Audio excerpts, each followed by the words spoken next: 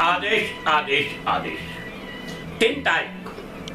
3 तारीख को रक्षाबंधन है, एक पवित्र त्योहार, भाइयों और बहन के अजीज प्रेम का ये साक्षी कुंता अभिमन्यु से लेके कई प्रसंग ऐसे कि परधर्मी भाई को भी राखी बांध के एक उत्कृष्ट भाई बहन का उदाहरण समाज को दिया है। यही भाई बहन का त्योहार रक्षाबंधन। रक्षाबंधन इसको नारियरी पूनम भी बोलते हैं। जो नाविक लोग होते हैं वो लोग ये दिन भी मनाते हैं। इनको पवित्रा भी भगवान को चढ़ती है। अलग अलग बातें हैं, मगर रक्षाबंधन बहुत ही बड़ा त्योहार। और ये त्योहार द्रौपदी कुंता, द्रौपदी के कृष्ण के बीच में, कुंता अभिमन्यु के बीच में। अब देखो पूरा कई राजाओं की रानियों ने ये त्योहार परधर्मियों से भी किया है और अच्छे रिजल्ट मिले। ये त्योहार प्रेम और भाई बहन का प्यार की बात। इसके बाद करें, इससे आगे बात करें तो इस दिन ब्राह्मण संप्रदाय के लोग जो ब्रह्म होते हैं वो ब्राह्मण सब जनोई बदलते हैं। जो भी जनोईदारी है इस दिन जनोई बदलते हैं। हर साल एक दफे जनोई बदलने का त्योहार है। कई दिन कई लोग यहाँ भी बदलते, कई जन्माष्टमी को बदलते, मगर बदलते जरूर। 4 तारीख को गायत्री पुरस्चरण शुरू करने का दिन होता है। प्रतिपदा होती है, उसी दिन गायत्री पुरस्चरण शुरू किया जाता है। ये 1.25 करोड़ जप का लक्ष्य होता है और ये चतुर्मास में ही पूर्ण होता है। ये बहुत ही कठिन प्रयोग होता है। पुरस्चरण करने वाले को पता चलता है। हम इसलिए बोल सकते हैं कि हमने ये पुरस्चरण किए हैं। 3 पुरस्चरण करते करते क्या हल हुए हम जानते हैं, मगर ये बहुत कठिन होता है। संयमित जीवन और चतुर्मास से जुड़ा हुआ है।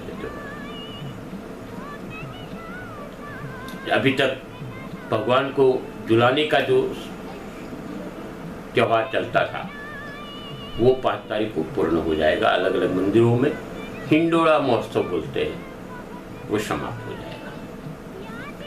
7 तारीख को बोर्ड चौथ है। जो बच्चे शायद बोलते नहीं, उनके सर पे से पैर बिखेरे जाते हैं। वो बोलते हो जाओ। ऐसी भावना के साथ में ये चौथ मनाई जाती है। ये संकष्टी चतुर्थी भी है। उसी दिन नेशनल हैंडलूम डे है। ये हैंडलूम डे आया कहां से? ये बहुत बड़ा हाथ से बुने हुए कपड़ों की बात होती है। हाथ से बुनी हुई चीजों की, बनाई हुई चीजों की बात। 7 अगस्त 1905 को एक पागल किस्म का जनरल आया था और इन्होंने एक अभियान चलता था, उस पर बैन लगाने की कोशिश की। इसके सामने स्वदेशी अभियान पुनः शुरू हुआ था। इसके मान में यह 7 अगस्त को मनाया जाता है। हकीकत में स्वदेशी अभियान आज भी जरूरत है। हमारे देश को आत्मनिर्भर बनाने की बात जो माननीय प्रधानमंत्री नरेंद्र मोदी जी कर रहे हैं, वही बात इससे जुड़ी।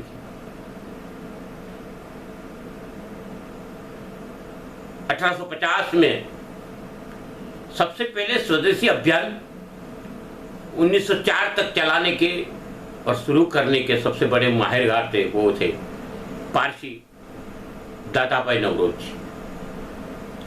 इसके बाद में इसके पे पाबंदी ला दी गई और पुनः शुरू हुआ और इसके प्रणेता बने गांधी जी।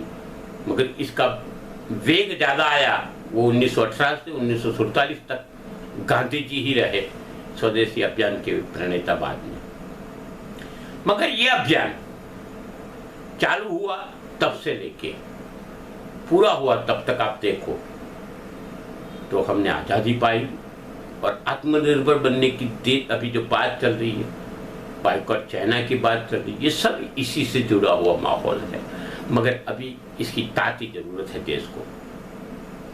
कोरोना वायरस की जो महामारी है, कोविड-19 चल रहा है, इसके अंदर जो प्रक्रिया खड़ी हुई है वो पेचीदी है। वो पेचीदी प्रक्रिया में से अर्थव्यवस्था टूट गई है और ऊपर से हम जिस पे निर्भर थे अभी तक इलेक्ट्रॉनिक मार्केट के अंदर 70% से ज्यादा 70% से ज्यादा माल इलेक्ट्रॉनिक मार्केट का, अगर मोबाइल्स की एसेसरीज है कि ये सब चीजें हैं, सुशोभन की चीजें हैं, वो सब की बात करें तो वो हम चाइना से आयात करते थे और वही चाइना हमारे कार्यों में यानी हमारी बॉर्डर पे पहले एक दफे किया था, अभी फिर से जमीन हथियाने का प्रयत्न कर रहा है। अगर हम स्वदेशी बन जाए, हम आत्मनिर्भर बन जाएंगे तो मुझे पता है कि माननीय बड़ा प्रधान नरेंद्र मोदी जी ने जो बोला है उसके पीछे बहुत बड़ी गिनती है। कोई देश को अगर तोड़ना है तो उसकी आर्थिक परिस्थिति को तोड़िए तो वो खुद ब खुद टूट जाएगा। युद्ध करने की जरूरत नहीं पड़ती है। आगे की बात करूं तो ये ऐसा दिन है कि 7 अगस्त की ही बात चल रही है अभी तो। हिरोशिमा डे सीखना चाहिए हमसे इनसे। हिरोशिमा नागासाकी जापान के दो शहर, ये दोनों पे अमेरिका द्वारा बॉम्ब छोड़े गए थे। 40-50 हजार लोग से ज्यादा लोग मर गए। जापान ने प्रत्युत्तर नहीं दिया, मगर जापान ने उसको साफ करने के लिए, उसका सामना करने के लिए जापान आत्मनिर्भर बना। आज भी जापान आत्मनिर्भर है।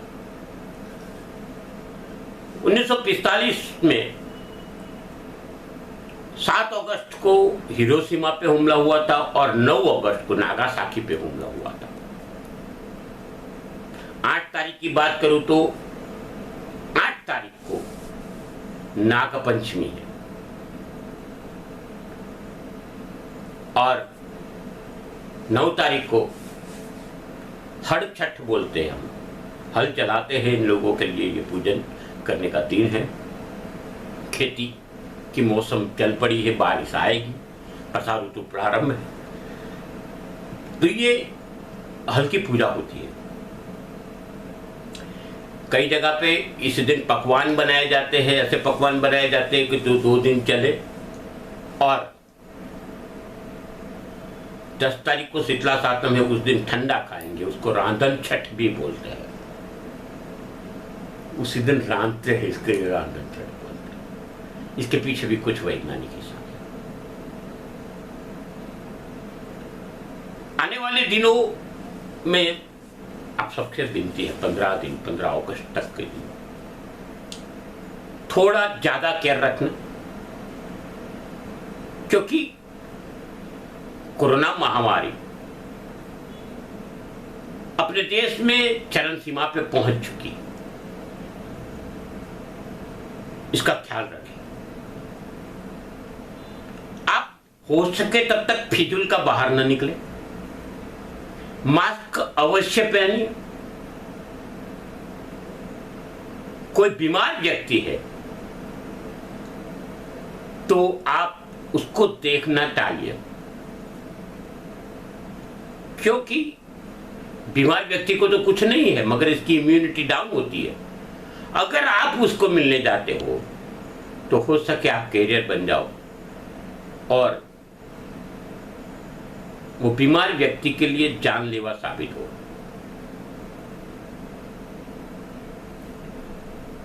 ये सब चीज जरूरी है।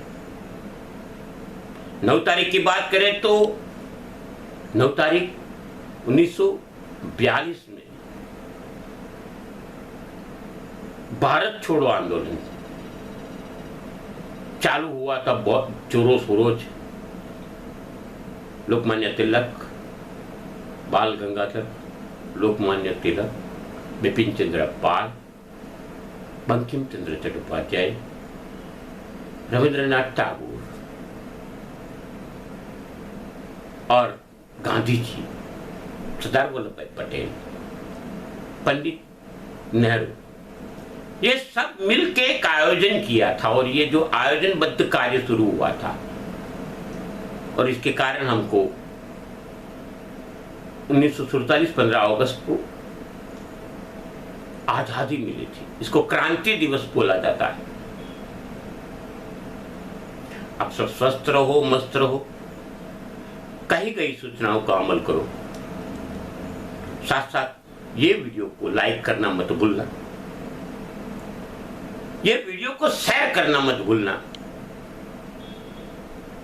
और ये धरोहर बताता हुआ चैनल है तो ये वीडियो को सब्सक्राइब करें, ये चैनल को सब्सक्राइब करें और साथ साथ बाजू में आई हुई घंटी को दबा दीजिए, ताकि ये घंटी दबाने से जब वीडियो हम पोस्ट करते हैं तो आपको सबसे पहले मिले।